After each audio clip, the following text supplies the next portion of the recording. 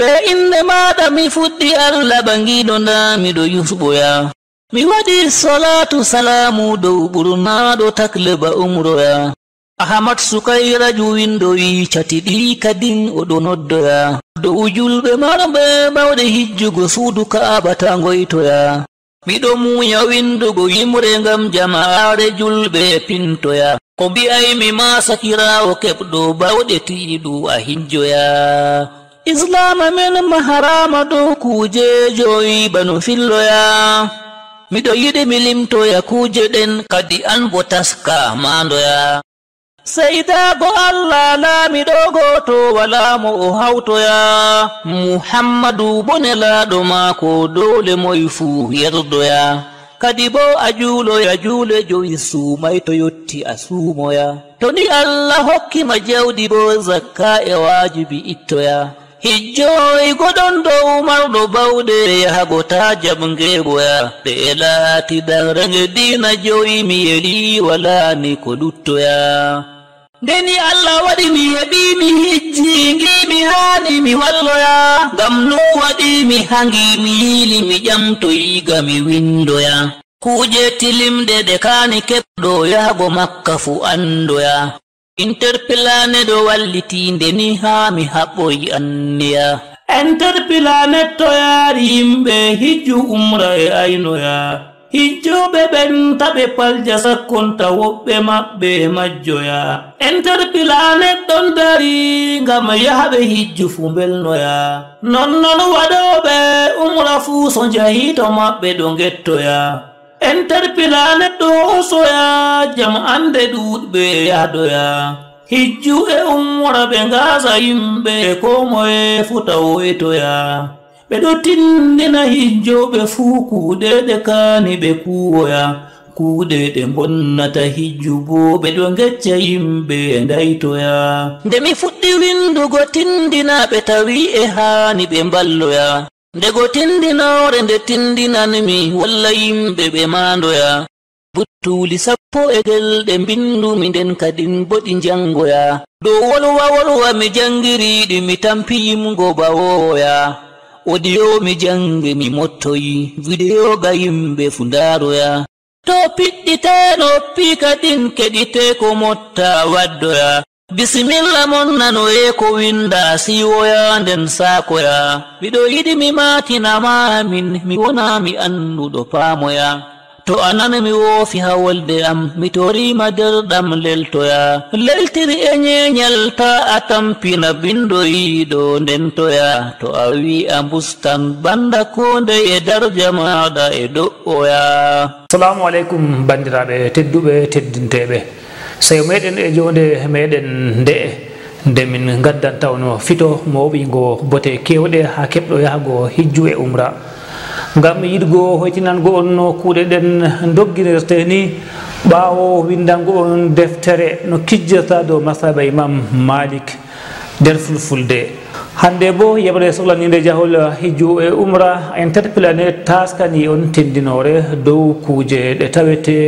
to juulirde haram e ko taaride dow ko annduɗen ni juulirde haram ɗon taari Kaaba nde ɗon mari dammuɗe ɗuuɗɗe walla kewɗe nder maaje e woodi marɗe inɗe lolliɗe kanje ngoni Babul Umra Babul Maliki Fahad Babul Maliki Abdul Aziz Babu Ismail Babu Salam Babul Fathi e Babul Maliki Abdullahi non bo e wodi dammuɗe pamare lumbiɗe hakkunde mawɗe innaɗe ɗen anditirteɗe lambaji amma ɓurna hijjoɓe ɓaleɓe iwroɓe hirnage e cakantare Afrika fuu ɗon nastira nde dammuɗe mawɗe tati e pamare taweteɗe hakkunde maaje dammuɗe ɗen ngoni dammugal umra dammugal laamiɗo Fahad dammugal laamiɗo Abdul Aziz ko ɓuri hanugo ni moye fuu to nastan juulirde nden taskito maɗo dammugal ngal nastiri ngam sa e wurtago to waɗi anda to wurtorto kala gotal nder dammuɗe ɗen fuu bo inde muɗum ɗon windira arabre inglisre dammuɗe luttuɗe ɗe ngala inde bo ɗon anditire lambaji to dewdiraɓe taskite boɗɗine jonde ha mi waddana on tindinol ngol kuupgol mi fuɗɗangol nder juulirde e sa'i wurtago nde ngam ɓurna toon caɗele pottete ɗuuɗi heewi ko yimɓe majjata to nastirno e to mburtorto to sa'a waɗayima ha ɓe ndulla no ɓe kotirta berle maɓɓe ha mi fuɗɗira e ma an keɓɗo nasti juulirde nden ngam ɗuufago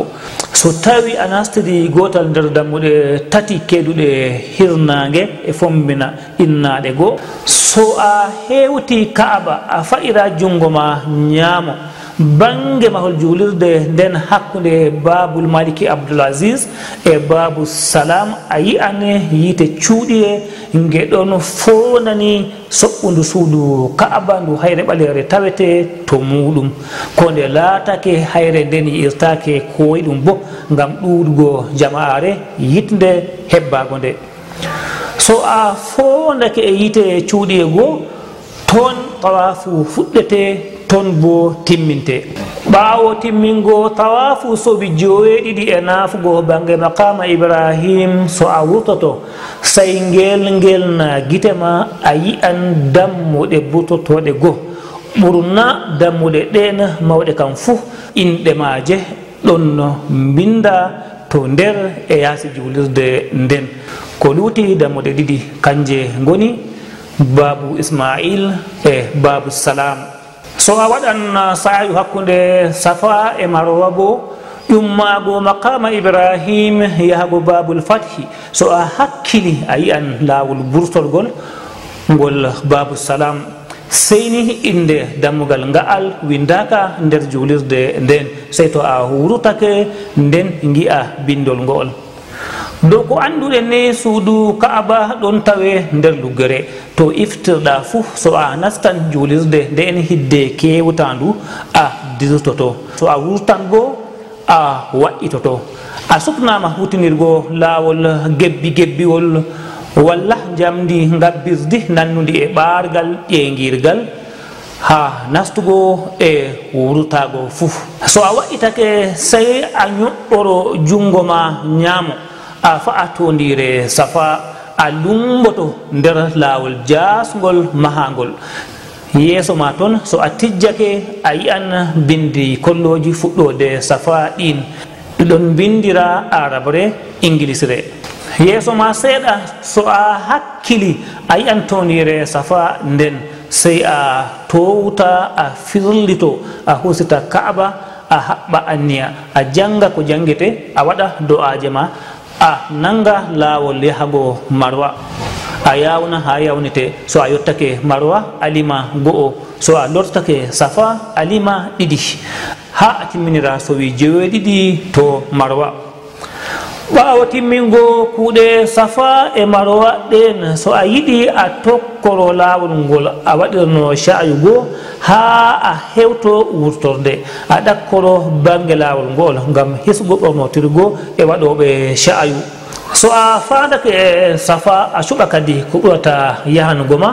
so a dirtoto kaaba a ɗaɓɓita laawol ngol a nastirno walla bo a saloto safa seeɗa a ɗakkoro nanuma a wurtoro dammugal ismaila loomiɗingal walla dammugal laamiɗo abdoul asis peesingal so a yiɗi bo a ɓaaroro ñaamo ha a hewta dammugal laamiɗo fahad e dammugal umra no a waɗi fuu fotan so ni aɗon maandi to dammude ɗen keedi ɓaawo wurtago ma juulirde haram so tawi a wurtorake dammugal laamiɗo abdoul asis a yi'ana suudu hoteleru sororu yowyowtiro ndu marndu agogo to dow ɓurdudo towugo to makka fuu ɗon tiitima hidde kewten suudu towndu ndun ha mi tindina laabi mawɗi taweteɗi so a wurtake daldal yaasi juulirde nden nastoji pattule so a fa'iri jungo ma nano woodi buwol jahowol asisia e mina so a tokkake ngol ha a woɗɗi a fondani nokkure nde laawol iwrowol lesdi walla lesdaldal yaasi julirde haram fotti e ngolal ngol a tawan hôtelleru méridien ɗon heedi ñaamo ma dow ko annduɗen ni lesdaldal yaasi julirde nde en e woodi laabi ɗi nder lesdi hama e diftorle motaji nastoji pattule so en lotake to suudu sororu marɗu agogogo o bo bange maaru buwol ɗon ɓaari futnange ngol fa'i fombina yahago al ajiyad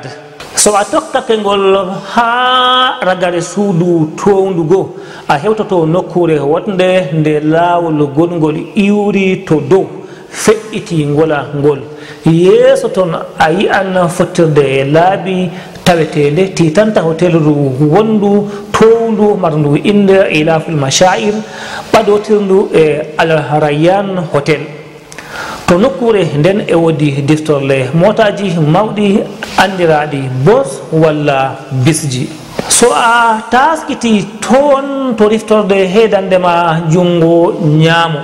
a tawan bisji tokkortoɗi ri bakche so a waɗiri jungo ma nano bo a tawan riftorde bisji walla bosji tokkortoɗi to laabi tati coriɗi less loowi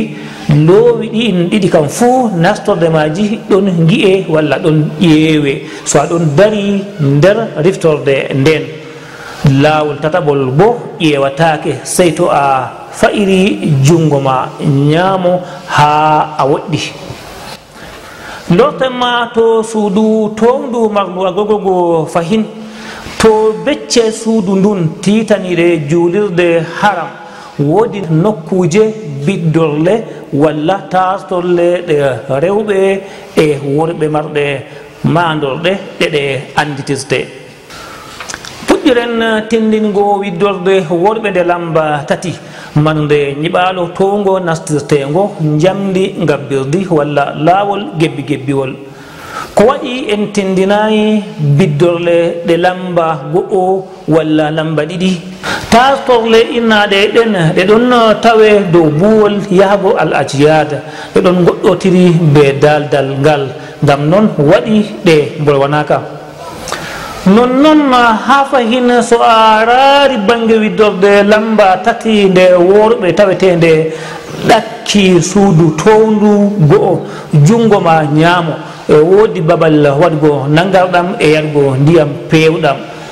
ha fahin so a difitake seeɗa a fa'i hirnange a tawan yilirde walla bureau ƴampitago e office du walla yilirde wonde nde hakkilanki ummatore toon tawata kekeji ɗi yerɓugo tampuɓe e nayeɓe e koromje ɗe ɓe jooɗorto suudu ndun ni ndi ɗon lumbi hakkude laabidirtoji to riftorde bisji walla bosji yaago kuda laawol gotol ɗon heedi nanre maɗa walla futnange gotol bo ɗon tawire ñamre maɗa walla hirnange ha fahin so a fa'iri jungo ma ñaamo walla hirnange a tawan tartorde walla widdorde rewɓe nde lamba nayyi marde mahol towgol lummide hakkude laawol ɗiɗaɓol disotowgol to riftorde bis walla bosji go e cuurel pamarel ngel ƴamtitago takkingel to wuttudu ragareru ndu suudu towndu marndu agogo ndun fondango ɗatal bi'etegal shari'ul misial peccingal hakkude maaru e suudu wondu e wuyotir ndu hôtel Hilton ɓoymaru waɗanandu inde wartira sharikatu makka so a lortake ha nder daldal go ha fahin a yi'an tartorde walla widdorde wonde nden rewɓe naftirtende dirta nde wala ñiɓalo towngo banɗeya go seyni gi'a jamɗe tiggaɗe kolloje mandorde maare Birɗiraɓe tedduɓe tangoy toon en ɗon gondi e tindinoje tilimɗe ɗe yeɓre suklanide jahol hijju e umra interplanet taskani on gam famtingo no julirde haram e ko heedi bange maare jooɗori. En ɗon no mbolwana busoriɗo dammugal laamiɗo Abdoul Aziz. Jonta bo kuccitinen bolle meɗen ɗe en to busoriɗo dammugal laamiɗo Fahad. So a wutorake dammugal laamiɗo Fahad a yi'an suudu townu ndu hotel Hilton ɓoymarugo ndu ɗon heedi jungo ma nano. Darou Tawhid bo ɗon heedi ñamuma. Hakkunde cuuɗi ɗin ko arti wurtago ma dal a yi'an widorde worɓe nde lamba 8 lesdi redirtortende jamdi gabbirdi walla laawol gebbiwol. So a waɗi bana wurtoto dal ngal bo ko heedi jungo ma ñaamo ko takkani Darou Tawhid e woodi tartorde worɓe nde lamba 9 marde mahol tongol gaɗamare ha fahin e woodi widdorde rewɓe nde lamba 9 seyni kayre nde ɗon woɗɗiti seeɗa nde wurtake daldal ngal hakkunde maare e nde worɓe nden e woodi daldal gongal pamaral. Tartolle walla biddorle ɗe mbolwanten ɗen ɗe fuu e ɗon nastire dirtago ko senderi ɗe woni goɗɗe maje maharama ban cuuɗi maharete mahi ɗin ɗon ƴeewe goɗɗe bo ngala mahi banguɗi sey mandorɗe walla alama tan gi'ata. A tawan jamɗe goɗɗe tiggaɗe to yaasi marɗe alluwaje bindaɗe bindi cendiroji biddorle ɗen. Ha jontani en ɗon gondi e Darou Tawhid fondango suudu ndun e woɗi laawol dirtotongol nder lesdi jahowol to riftorde motaji iwroji Shari'u Mansour. Laabi dirtogi to riftorde motaji nden ɗi ɗiɗi gongol ɗon iwra dammugal umra kono ɗi ɗiɗi fuu ɗiɗon potta to riftorde woore. Hidde kawten dammugal umra ha mi tindina goɗɗum. So a tafkiti nder julirde nden e ko heedi bange mahol maare yaasiwol kam fuu so a tawi babe ɗe yargo ndiyam ni zamzam on tawete to maaje. So a nasti nder dardal yaasiwal bo ɓurna babe ɗen ɗe ndiyam pewɗam kono zamzam ɗon tawe to goɗɗe maaje. Nonnon bo e woodi paali zamzam darneteɗi to nder e yaasi julirde nden marɗo bindi cendiroji pewɗam e powɗam. So a tawi bindi cuuɗiji dow faandu ni kayru woni ndu pewɗam. So bindi ɗin ɗi ɓaleji bo ɗon holla ɗam wona pewɗam. So en kotani burtoriɗo julirde nden dammugal umra bo ɓaawo wurtago ma so a efti hoore maɗa seeɗa a ƴeewan Darou Tawhid ɗon heedi jungo ma nano wakere ñaamo ma bo ñiɓaɗo julirde nden heso ɓesdago ɗon ɓaari fayi hirnage. Nonnon ha fahin woodi laawol kosɗewol ngol dow cañiragol jamɗe keedugol nanre ma ngol ɗon ɓaari ha ngol hewti bange Darou Tawhid go ko fonanta timmode laawol dowrewol go'o a yi'an laawol gongol dirtotongol to riftorde motaji nde bolwannoɗen ko arti. Ha fahin so a wutorake dammugal umra a fayi hirnage ha a woɗɗi a tawan babal nangugo e yarugo zamzam mahangal keedungal nanrema bange magal woodi tartorle ɗiɗi ɗe rewɓe mahaɗe marɗe lamba 9 dammuɗe maje ɗon tiiti hirnage dillango Jabal Umar e laawol dillowol Shari'u Mansour. Tartorle ɗen ɗiɗi fuu to becce mahimaje keeduɗe futnage e woodi babe waɗugo nangarɗam. So a ɗakkitiɗe ñamoma bo woodi biddorde ɗiɗi ɗe worɓe marɗe lamba 9 dammuɗe maje ɗon tiiti futnage seyni tartorde woore kam ɗon loomiɗi seeɗa titanta nastorde ñiɓaalo juulirde haram ɓawrigo jungo maɗa ñaamo go'o ɓa wutorago ma juulirde dammugal umra. So a nasti nder ñiɓaalo ngon bo woodi daldal gongal bange magal wakere nanre a tawan o widdorde worɓe nde lamba 9 biddorle e tastorle bolwanteɗe ɗe fuu so a nasti nder maje a tawan babe nangugo so a widdake say kesɗitina nangarɗam tangoyten ha fahin hakkude Daru Tawhidi e Jabalu Umar bange ɗon e wodi nokkure nde sukulango ummatore e nokkure ƴamtitago so a ƴaɓitake bo e wodi buwol peccingol hakkude Daru Tawhid e Jabalu Umar inde magol woni Ibrahim Khalil Rot so a tokkategol ha a woɗɗi wakere nanrema a hewtan lawol pamarol ngol shari'ul misyal go Jabal Umar ni ton hotel Hilton hesru tawete to nyibalo ngon e wodi nokkure nyamgo tilimde e lumo supermarché walla supermarket innetengo Ben Daoud banno min woɗen ha ko arti ɓurna hijoɓe iwroɓe hirnage e cakantare Afrique fuu ɓurnori werorago to fattude nde lawol Shari'u Mansour tawete to muɗum noye lawol yahago fattude nde anditirte so a wutorake julirde haram dammugal umra a tiito hirnage del a accira Daru Tawhid jungo ma nano yeeso ton a tawan cendirde laabi sey a ƴaɓɓito buwol Ibrahim Khalil pa'irgol fombinago so a ƴaɓɓitake ngol a waɗiri hirnage ha fahin a waɗitoto tondire wonde fondango tondire nden lawol iftirgol Shari'u Mansour go yuwi lesdi ha yahi wurtito riftorde motaji tawete nde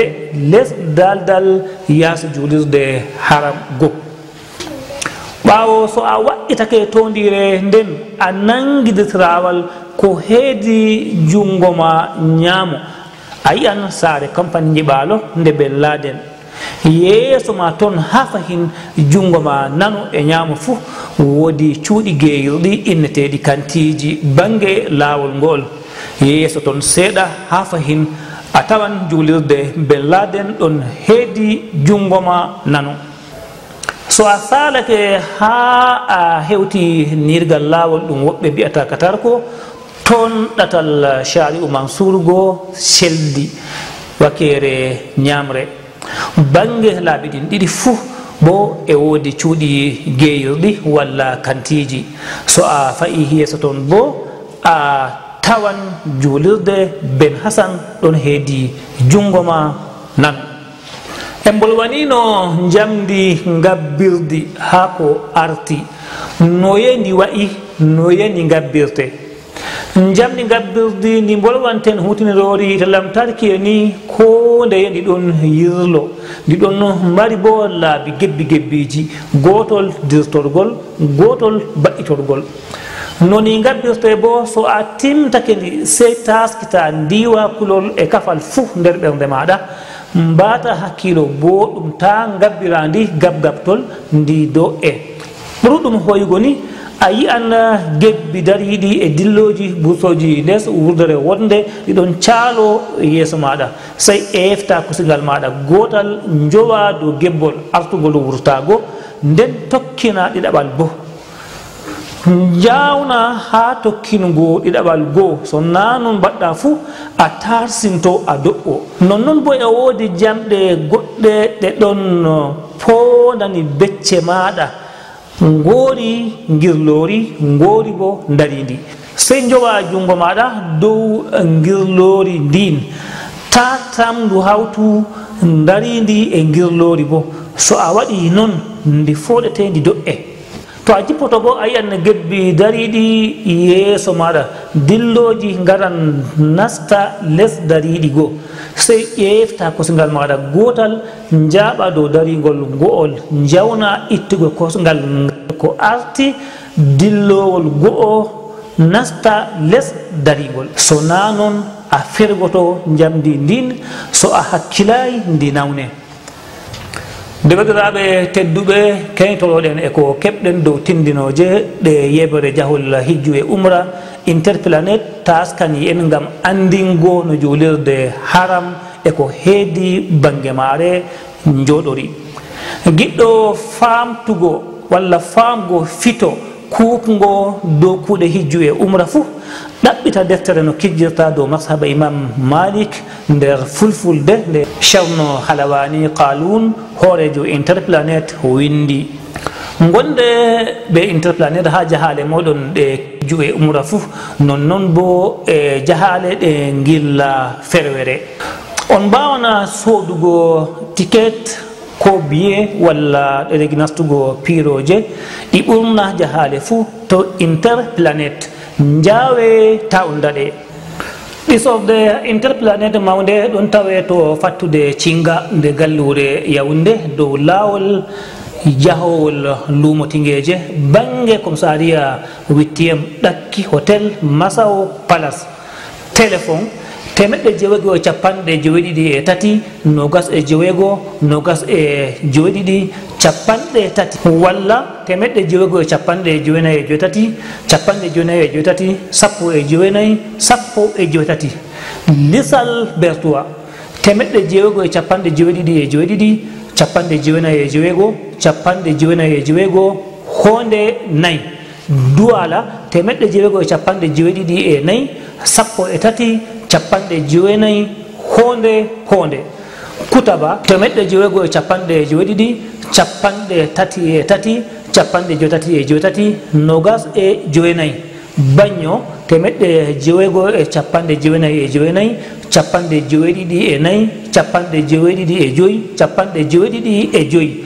walla 994 capanɗe 32 ha fahin 993 honde 42 tibati 994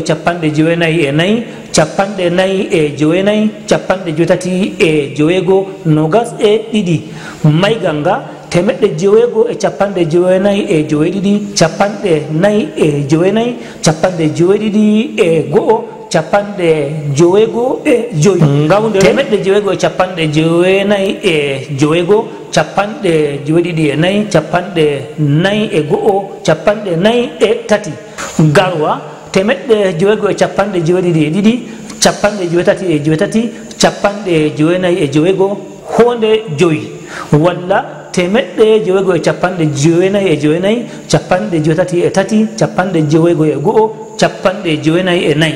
marwa 999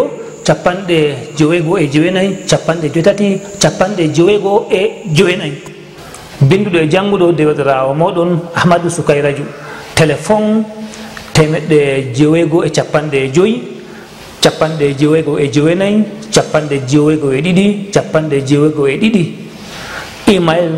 tabitalfulfulde@gmail.com walla tabitalfulfulde@gmail.com on gettama.